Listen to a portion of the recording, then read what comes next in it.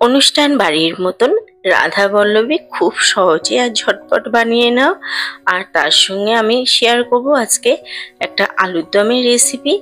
এই পুজোতে যে কোনো দিন তোমরা এটা বানিয়ে নিতে পারো, খুবই ভালো লাগবে খেতে।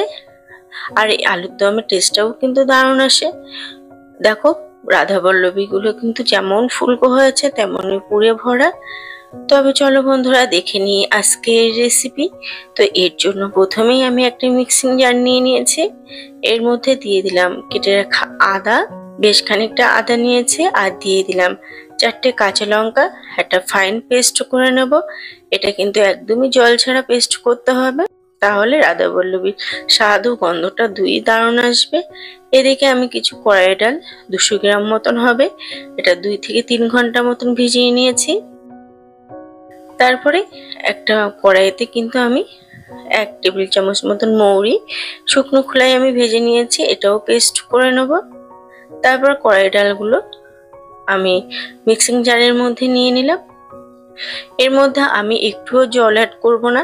তোমাদের পেস্ট করার সময় যদি মনে হয় একটু জলের প্রয়োজন, তবে তোমরা সামান্য একটু জল অ্যাড করতে পারো। জল দিলে কিন্তু, বেশি জল দিলে কিন্তু পেস্টটা ধ্যাড় হয়ে যাবে, আর রাধা বল্লভী খেতে কিন্তু একদমই ভালো লাগবে না। তো পেস্টটা কিন্তু আমার রেডি হয়ে গেছে, দেখো এরকম হয়েছে। একদমই কিন্তু কোনো দলাভাব নেই, একদম ফাইন পেস্ট করে নিতে হবে। ডাল বাটাটা আমি একটা পাত্রে নামিয়ে নিলাম।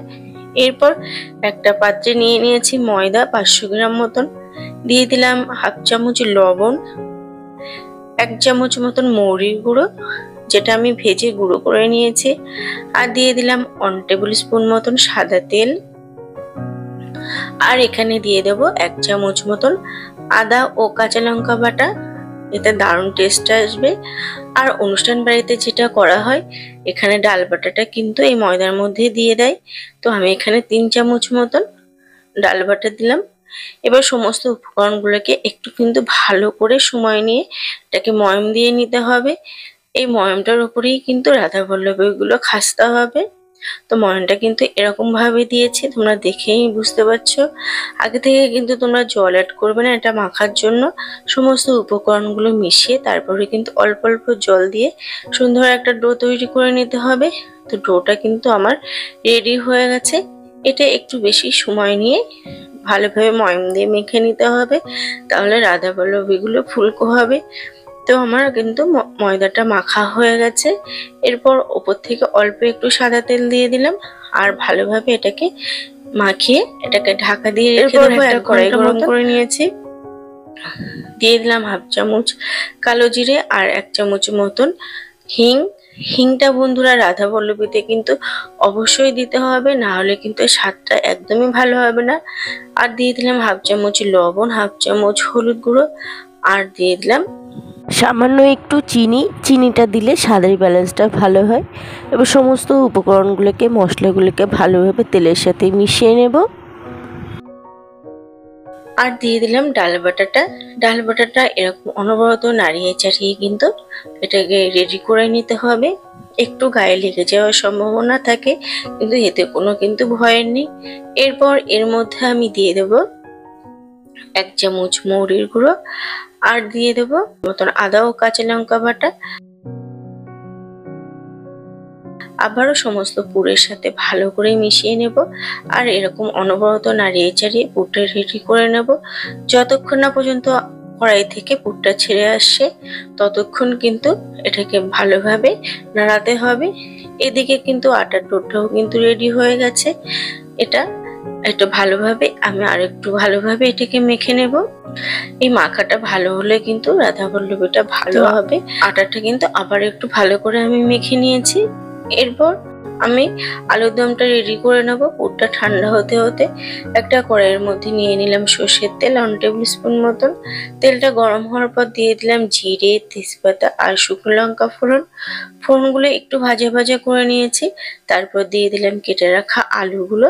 তোমরা কিন্তু আলু এখানে সিদ্ধ করেও ব্যবহার করতে পারো। তো আলুগুলো আমি একটু লাল লাল করে ভেজে নেব।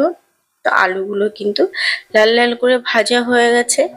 এরপর দিয়ে দিলাম এখানে আদা, কাঁচা লঙ্কা আর টমেটোর পেস্ট, দিয়ে দিলাম গুঁড়ো মশলা 1 চামচ ধনে গুঁড়ো, 1 চামচ জিরে গুঁড়ো, 1 চামচ কাশ্মীরি রেড চিলি পাউডার আর 1 চামচ হলুদ গুঁড়ো রঙের জন্য। এবার সমস্ত উপকরণগুলোকে মশলাগুলোকে আলুর সাথে ভালো করে মিশিয়ে নেব বা কষিয়ে নেব। তো আলুগুলো কিন্তু কষানো হয়ে গেছে। এর মধ্যে দিয়ে দিলাম কাজু ও চারমগজ বাটা।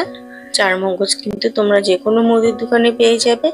আর এখানে দিয়ে দিলাম পরিমাণ মতন জল আর স্বাদ মতন লবণ, আর দিয়ে দিলাম 4টে কাঁচা লঙ্কা। এটাকে ভালো করে মিশিয়ে আমি এটা ঢাকা দিয়ে একটু রান্না করে নেব। এরপর আমি একটু বড় বড় শেপ করে লেচি কেটে নেব। রাধাবল্লভী কিন্তু লুচি, পরোটা, যে কোনো পুরীর থেকে কিন্তু অনেক সাইজে বড় হয়। তো একটু বড় সাইজ করেই কিন্তু রাধাবল্লভীর লেচিগুলো কেটে নিতে হবে। তো সমস্ত লেচিগুলোই কিন্তু আমি কেটে নিয়েছি আর একটু গোল গোল রাউন্ড শেপ করে নিয়েছি। তারপরে একটা বাটির শেপ করে নেব লেচিগুলো। এরপর পুরো ভরে আবার গোল করে একটু চ্যাপ্টা করে লেচিগুলো কিন্তু আমি রেডি করে নেব। তো তোমাদের কিন্তু আবারও দেখিয়ে দিচ্ছি কিভাবে পুরটা ভরবে। তো লেচি নিয়ে এরকম একটু বাটার শেপ করে নেব। তারপর এর মধ্যে যতটা সম্ভব পুরটা ভরে দেবো। মুখটা এরকম ভাবে টেনে নিয়ে এক জায়গায় করে আবার গোল রাউন্ড শেপ করে দেবো, আবার একটু চ্যাপ্টা করে নেব। এইভাবে কিন্তু আমি পুরগুলো তৈরি করে নিয়েছি। দেখো সমস্ত লেচিগুলো পুর ভরা হয়ে গেছে। তারপরে একটু তেল দিয়ে এই রাধাবল্লভীগুলো আমি বেলে নেব। একদমই কিন্তু হালকা বেলতে হবে, একদম চেপে চেপে বেললে হবে না, হালকা হাতে বেলতে হবে। একদম চেপে চেপে কিন্তু বেললে হবে না, এতে কিন্তু পুরগুলো বেরিয়ে যাওয়ার সম্ভাবনা থাকবে। তো এদিকে কিন্তু আমি কড়াইতে সাদা তেলও গরম করতে দিয়েছিলাম।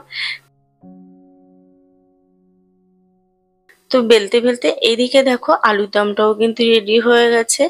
একদম ঝোলটা কমে এসছে, আলুটাও কিন্তু একদম সিদ্ধ হয়ে গেছে। তো আবারও ঢাকা দিয়ে আর একটু ঝোলটা কমিয়ে নিয়েছি। তারপরে দেখো ঝোলটা একদম থকথকে হয়ে গেছে। এর মধ্যে এবার দিয়ে দিলাম একটু কসুরি মেথি। বন্ধুরা এই আলুর দমে কিন্তু অবশ্যই কসুরি মেথিটা দেবে, দারুণ কিন্তু টেস্ট আসে। আর স্বাদের ব্যালেন্সের জন্য আমি একটু দিয়ে দিলাম চিনি। এবার ভালোভাবে এটাকে মিশিয়ে 2 মিনিট মতন রান্না করে নেবো। তো আলুর দম কিন্তু রেডি হয়ে গেছে। এদিকে কিন্তু কড়াইতে তেলটাও গরম হয়ে গেছে। তারপরে রাধাবল্লভীগুলো আমি দিয়ে দিলাম। এপিট ওপিট উল্টে এগুলোকে একটু লালচে করে ভেজে নেব। তো দেখো কত সুন্দরভাবে ফুলকো হয়ে গেছে। তো রাধাবল্লভীগুলো রেডি হয়ে গেছে। একই রকম ভাবে আমি সমস্ত রাধাবল্লভীগুলো ভেজে নিয়েছি।